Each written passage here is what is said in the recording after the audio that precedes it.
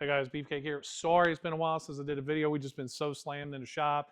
With the Mod Nationals, won that first and second place with our 24 Mustang and our 25 Mustang. One Whipple, one Pro Charger, so that was a real good time. Wanted to show you what we're doing on the 25 Darkhorse. We've got the Ridetech's new coilover kit for the S550/650.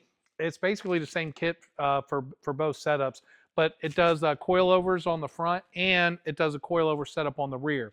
I know traditionally you always see us doing the drag setups, but you know, on this car we're doing everything a little bit different than just a full drag setup like the 24 Mustang GT. From Kelly at Keltrack, we did get a set of his MagRide delete plugs. That way we can still use all our modes. If you've seen, we got some really cool things going on with the shifting with our Juggernaut custom tune on the S650. But these are really, I mean, these are pretty beefy coilovers.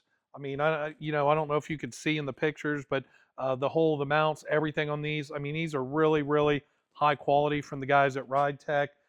Real nice setup. It's going to have a good amount of adjustability. You get full compression control. There's no rebound control, but you've got compression control. On the fronts, it's going to be up top, which makes it really easy to get to. The kit comes complete with caster camber plates, spanner wrench, which will work on the front and the rear. There is a little bit of drilling on the rear, but one of the cool things, the guys at Ridetech, they actually send you a drill bit with the kit, so that's kind of nice. So as far as tools you need to buy, there's not really anything you need to buy with this. Hopefully you got a drill. If not, borrow one from a buddy.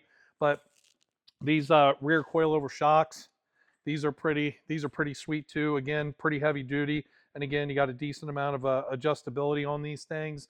So we're going to get these, and here's your control here. We're going to get these installed on the Darkhorse. I'm probably going to dial back the suspension setup a little bit from where we've got the camber at. Typically for all of our drag cars, we run a 0 camber angle to a positive 0.1, 0.2.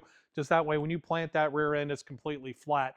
I think the suspension is still going to do okay for us from drag racing, as we're going to be able to stiffen up the rear a little bit at the track. That's the biggest thing on a coilover car or an IRS, the independent rear car on the S550s, the Hellcats, the Camaros, is you want to hit that rear tire hard. I mean, you want to hit it hard. And so we'll be able to set that compression to where it's pretty stiff on the rear, which would be nice. And then again, on the front, when you lift, we're going to be able to set that compression stiff again to where it kind of holds that front end up a little bit. So I'll be curious to see how the car does. We've already been $895, as you saw with that Pro Charge Darkhorse. That was $4330, $4340 with me in the car. So it's a full heavyweight car. We are going to be doing some more things. As you know, I know originally we said we were doing the GSC cams, but they actually, the profile wasn't the same for the Gen 3 and 4, but we've got their new Gen 4s coming that we'll put with some AFS ported heads, RPG short block, and then we'll probably drop down. We've got a 350 pulley on the Pro Charge car right now. We're probably going to drop it down to maybe a 3 1/4, try to put a little bit over a 1200 wheel and go out and run it. And just with the factory style type suspension, coilover is more of a street setup, and still try to put that thing 880s, 870s, which I think would be pretty neat. So stay tuned. We're going to get the Ridetech kit on the Darkhorse here. Got the street wheels on it right now, the 60Rs that look real good, but I think this is going to be a fun little project. And again, something different than just a full drag setup like we always do. So, all right, guys, so we're getting started on this coilover kit. Our friend Brandon Allsep from Finish Line Performance is in the shop helping us do the install. First thing he did, he's big on weight, was weighed the old versus the new. Weight on car parts, not so much myself. There you go. So if you look at the mounts look so much beefier. I honestly thought that these would be heavier, but when we put them on the scales with the caster camber plates, you've got 19.6 pounds on the original, 15.65 on the Ridetech kit. So you're saving about 4 pounds a side, technically 3.95, but we're going to call 8 pounds, 7.9. So from the old to the new on the fronts, we're going to save 7.9 pounds. All right, so one thing we found, we had put camber bolts in this to help with the alignment on the front, and go ahead, tell them. So you replace the top bolt with a camber bolt. So when you're going to do the Ridetech, you're not going to need a camber bolt. So hopefully you've kept this bolt. Most people throw it away. So much like this, got to go track 1, 2 down. Yeah. So we Just should some- have some up at the shop, so we're going to grab 2 more of them. But just keep in mind, if you've added camber bolts, you are going to need 2 more of the OEM bolts, so go look Correct. for those. So if you look at the instructions here, they give you an option for street or track. They give you a little insert here that goes in the top bolt hole. And I guess you just turn it which way you want based on how you want to set up street or track, like road course racing. We got one side done here, all bolted in. These coilovers, they look really, really nice. Ridetech makes nice stuff. We do a ton of stuff with them on the F150 to 3.5 kits, one of the most popular kits we sell. You can see we always keep those in stock over here. We got a bunch of them, 2 and 4-wheel drive.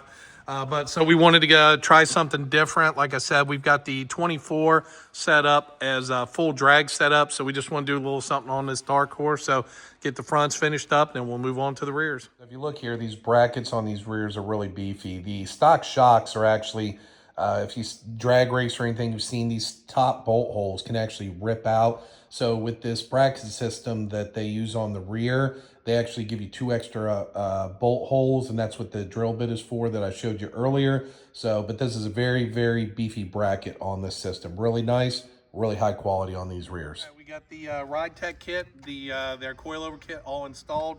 Things fit great, looks good. We've got the alignment done on it. We've got it slammed pretty low right now. Not sure if we're going to leave it there. Might take it up a little bit.